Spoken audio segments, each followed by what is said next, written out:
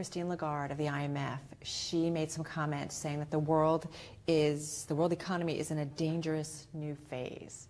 And I think that has really worried some people this morning. Are we, in your view? Well, I think we are, but I also think we should be optimistic. And the good news is that it's now a global marketplace and world leaders are all speaking to one another. And I think if we pull together, we can get through it. We certainly know we can here in the United States.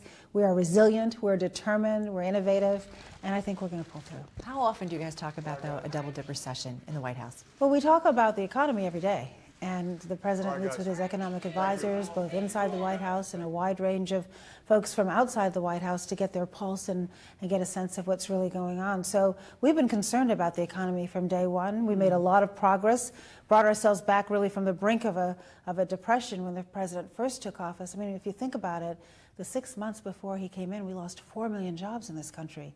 In the first 6 months after he came in, another 4 million. Before any of his policies could really take hold. And so we have made progress, but we're not nearly where we should be, which is why the president announced the American Jobs Act last week. And I want to talk about that. It's interesting, though, again, you bring the analogy to the Great Depression, as we all did, saying how bad this crisis was, the worst since the Great Depression. Having said that, talking to people at this event, the APEC event, some said, why didn't we get something more aggressive from the president, something along the WPA during President Roosevelt's time, where we had a massive public works program? Why didn't we get something more aggressive? Well, the challenge that we have right now is we have two challenges. One, we need to jolt the economy, and that's what this Jobs Act is intended to do.